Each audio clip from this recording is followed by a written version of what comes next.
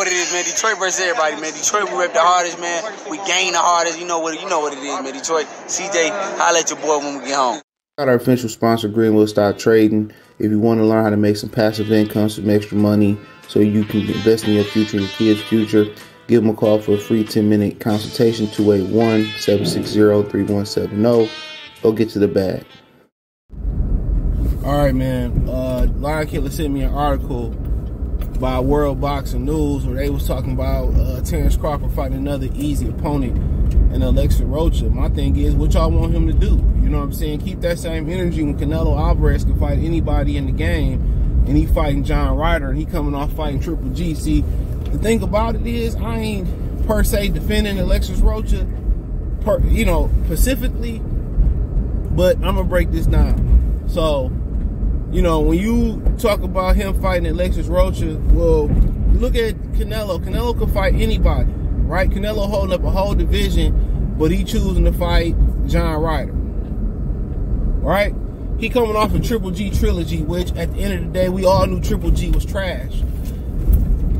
You know, coming off the fight where he fought Steve Rose and a lot of people didn't like the way he looked versus Murata. I thought he looked half decent versus Ryota Murata. You know, happy retirement to that man. He just retired too. But one thing about boxing is, a lot of these dudes go off names. Like Keith Thurman wouldn't blow Alexis Rocha out the water. Right now. He didn't blow Mario Barrios out the water. Ugas said, well, I don't know who Alexis Rocha is. He wouldn't blow Alexis Rocha out the water. He barely won his title with Abel Ramos in a split decision, bro. If Abel Ramos probably did a little bit more in Southern California, they would have probably gave him the nod. So we all talking about people who have something to say about Terence Crawford, who all could have been in a position to fight Terence Crawford. Or Dennis Ugas could have petitioned to fight Terence Crawford in WBO next if he felt that way about it. Keith Thurman been sitting around forever. Why not fight Terence? Why not, have him square up against Terence Crawford? You know what I'm saying? Why not have him square off against Terence Crawford and stuff, and then the winner get Earl Spence? He had a lot to say about Terence Crawford. Well, he wasn't a real welterweight yet. He did all that yip-yapping and talking, but no fighting. See, that's what I don't understand. He could have fought Sean Porter, he could have fought Danny Garcia, and he could have fought Keith Thurman, and all them fights better than all the fights they didn't had, not named Sean Porter fighting Earl Spence. You know, Keith Thurman fought Manny Pacquiao.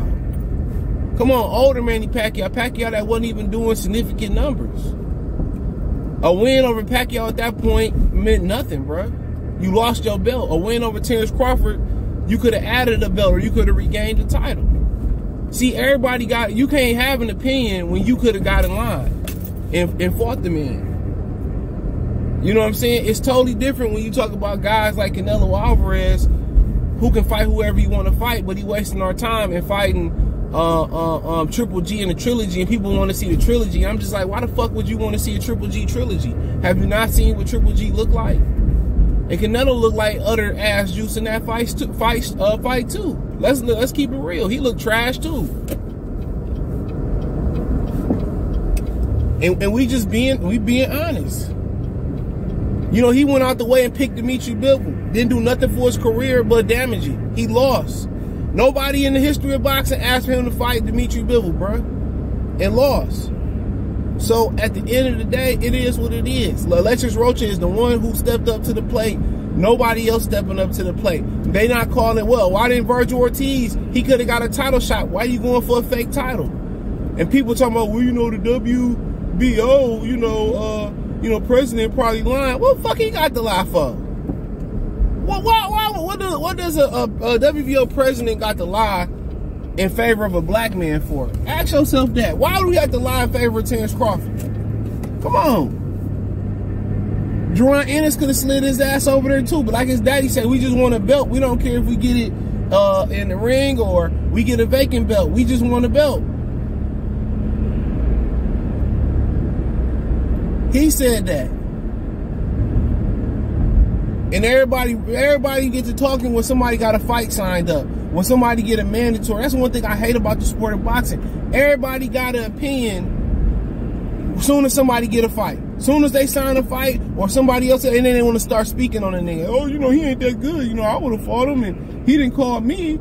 You know, he didn't miss the telephone, man, called me. That's what I be hating about boxing. As soon as somebody sign up for a fight, then everybody want to start running their mouth about somebody. If you gonna, you know, bash him, tell the entire truth about why he can't get an opponent. What do you want him to do? And that's my problem with it. People telling half the story. Tell Earl Spence has to get in the ring. You know, people talk about, well, you know, this is just the way boxing is right now. And I was just to the point like, okay, cop out. If these dudes want to fight, they gonna make a way to, you know, they gonna find a way to fight.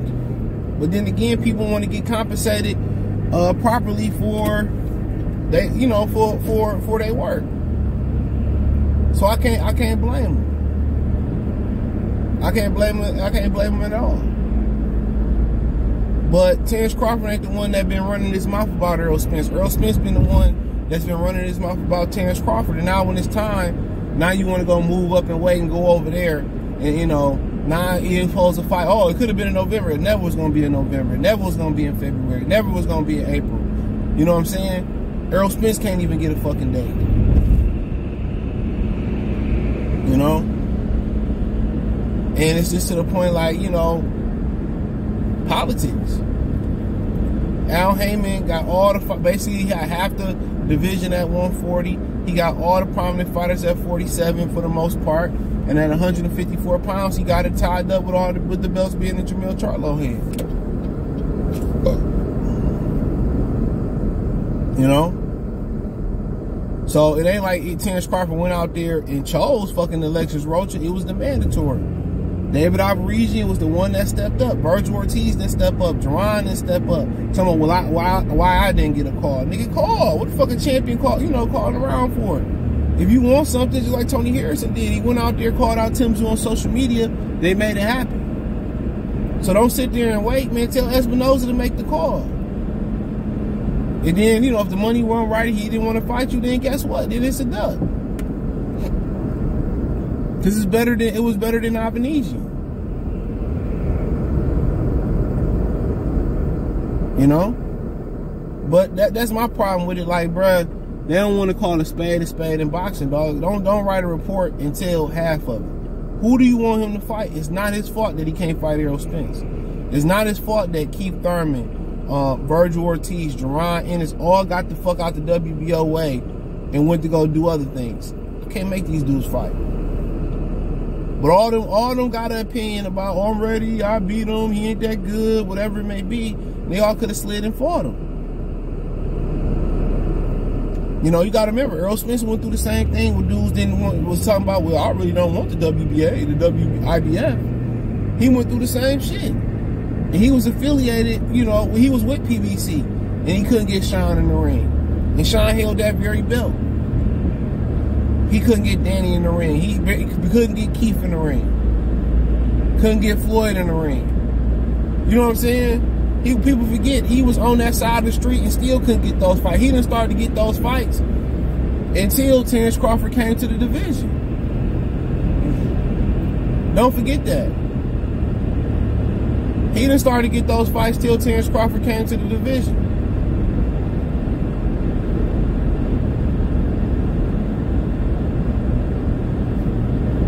It's the truth.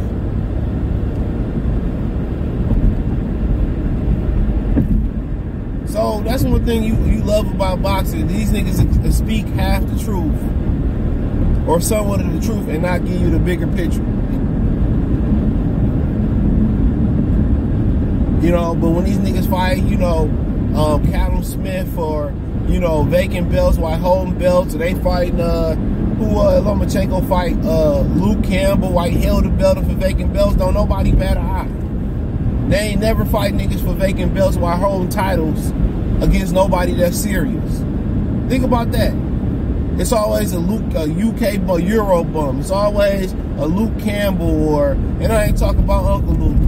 Or it's always a Callum Smith or something like that. They don't never order like, okay, Crawford can fight for this vacant title, or, you know what I'm saying, Jamil can fight for this vacant title while being the champion. They don't ever order nothing like that, bruh. They created the franchise belt to protect the other from the brothers. Let's call a spade a spade. Lomachenko and T.O. had the franchise belt to avoid Devin Haney. Canelo got the franchise belt, you know, to avoid Jamal Charlo. Don't give me, oh, Jamal Charlo fought the deserving Canelo fight. Well, fuck Jerry Ryder fight. Come on.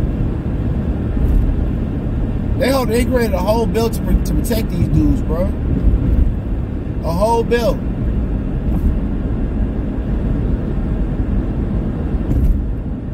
A whole belt. So don't give me, oh man, you know, this dude don't deserve to be pound for pound no more. Man, who doing what in boxing, man? Ryan Garcia ain't even a top 50 boxer and fighter in boxing right now. Let's talk. If you're gonna write articles, let's talk about the real and some of these quote unquote fake ass big fights y'all got going on. Tank Davis and Ryan Garcia fighting each other because they don't think they can hack it versus other top guys. They going around saying belts don't matter because they don't think they can beat the guys who got the belts. Too high risk, low reward for them. Caleb Plant Benavidez should have happened years ago. It's not a pay-per-view fight. People don't know who they are. And that's why Canelo can get away with not fighting Benavidez. He fought Plant because it was an easy fight in his mind. You know, it's a good fight for hardcore boxing fans, but that ain't no pay-per-view event, bro.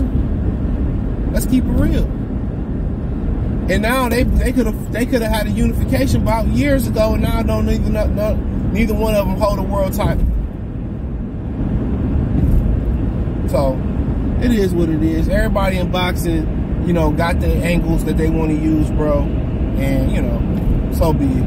But thumbs up the video, share the video, subscribe to the channel. Find me on Twitter, Twitch, Instagram, Spotify, Anchor, Cash App, Venmo, PayPal, Apple Podcasts, Google Podcasts, all 9. Linktree, the first link in the description. Appreciate the love and support.